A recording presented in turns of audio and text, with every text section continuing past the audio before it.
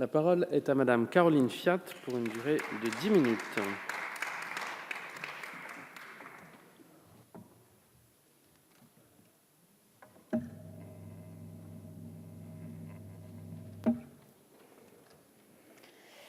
Après quelques semaines d'absence où j'ai dû vous manquer ou pas, me revoici parmi vous. Je ne peux commencer mon intervention sans saluer mes collègues de la Réapic. Je les remercie pour l'accueil. Quelle belle équipe. Vous avez de la chance, monsieur le ministre.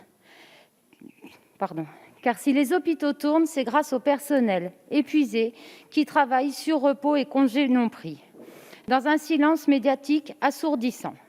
Heureusement, ils gardent le sens de l'humour pour supporter la peine. Alors même que nous sommes en période de vague épidémique, les soignants sont à nouveau invisibilisés, les choses seraient redevenues normales. Eh bien non, non, ce n'est pas normal que nos soignants ne puissent pas se reposer. Non, ce n'est pas normal que les étudiants voient leur formation suspendue pour aider les soignants. Non, ce n'est pas normal que des milliers de soignants aient été exclus du Ségur. Que leur dites-vous à tous ceux qui ne bénéficient ni de primes, ni de revalorisation de salaire, au prétexte qu'ils ne travaillaient pas dans la bonne structure, ou alors même qu'ils s'occupent de publics touchés par le virus? Et non, non et non, ce n'est pas normal, monsieur le ministre, que vous prévoyiez à nouveau de serrer la ceinture à notre système de soins pour l'an prochain.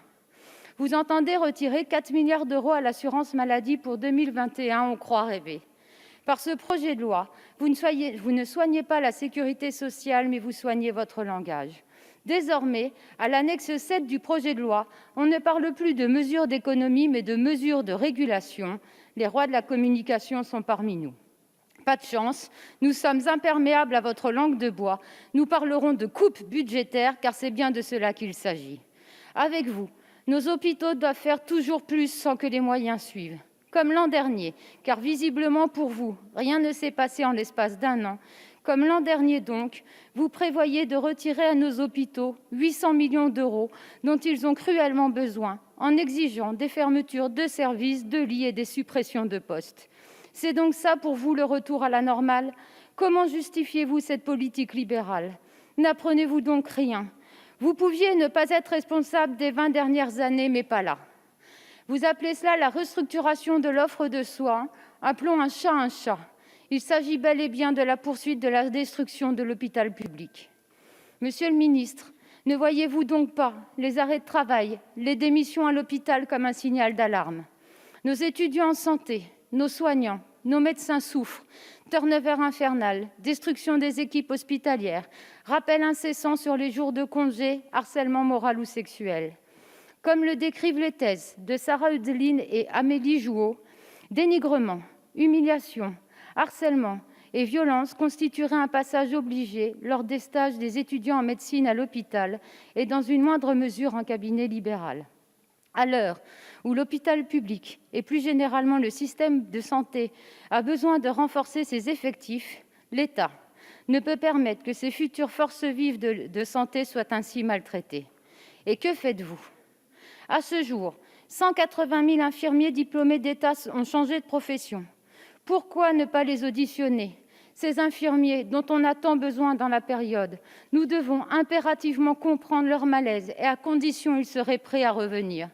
Pourquoi ne mettez-vous pas en place des ratios de personnel par malade dans chaque service hospitalier et par résident en EHPAD et dans nos établissements sociaux et médico-sociaux? De tels ratios sont les garants de la qualité des soins et de bonnes conditions de travail. Autre aberration de ce projet de loi, pour justifier les baisses de dépenses de l'assurance maladie, vous prétendez vouloir faire des économies sur le prix des médicaments.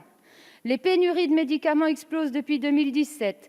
Tous nos amendements permettant de mieux réguler ce marché sont rejetés et notre proposition de pôle public du médicament balayée d'un revers de main, mais vous espérez réduire les dépenses en médicaments. Recevables en commission, nos amendements seraient aujourd'hui irrecevables en séance. Là encore, c'est un retour à la normale bien anormal. Interrogez-vous, cette logique n'a-t-elle pas assez duré? J'ai beaucoup parlé du monde de la santé, mais je n'oublie pas que les temps sont durs pour beaucoup.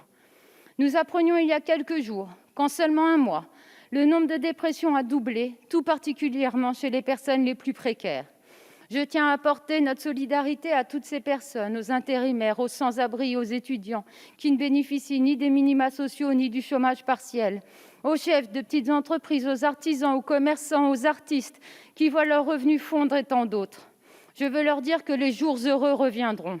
Et devant l'augmentation des suicides chez les personnes touchées de plein fouet par la crise, je veux dire ici à ce gouvernement qui ne fait rien pour redistribuer les richesses ces quelques paroles de Victor Hugo. Je dis que ce sont là des choses qui ne doivent pas être. Je dis que la société doit dépenser toute sa force, toute sa sollicitude, toute son intelligence, toute sa volonté pour que de telles choses ne soient pas. Je dis que de tels faits, dans un pays civilisé, engagent la conscience de la société tout entière. Alors que nous traversons une crise sanitaire à laquelle personne n'était préparé, avec un hôpital en ruine, avec des soignants épuisés, vous proposez un PLFSS en préférant l'esprit de responsabilité budgétaire plutôt que l'exigence de reconstruire notre système de soins. Aussi, d'un texte creux, vous en faites une success story en l'habillant d'adjectifs. Exceptionnel, historique, du jamais vu, inédit, protecteur, solidaire, tourné vers l'avenir.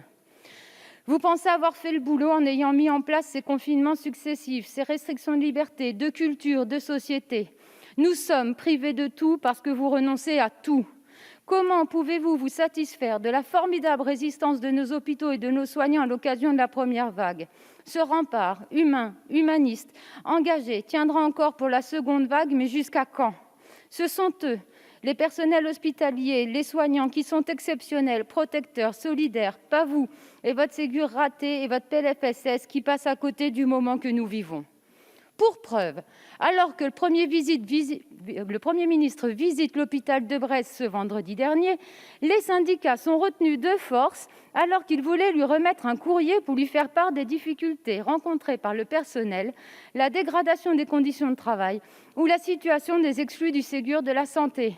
Tout va bien circuler puisqu'on vous dit que le Ségur est exceptionnel.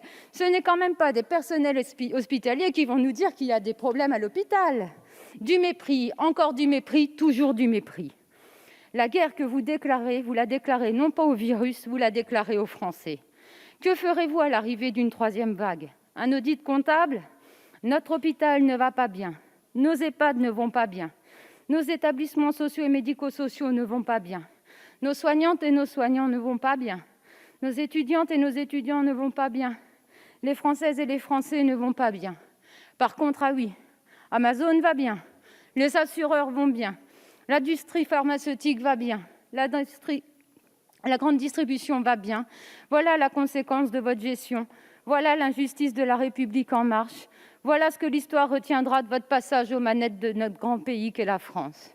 Vous et votre gouvernement êtes les garants de la sainte trinité des libéraux, le libre-échange généralisé, la concurrence libre et non faussée, l'austérité budgétaire, mais jamais vous n'êtes à la hauteur des enjeux.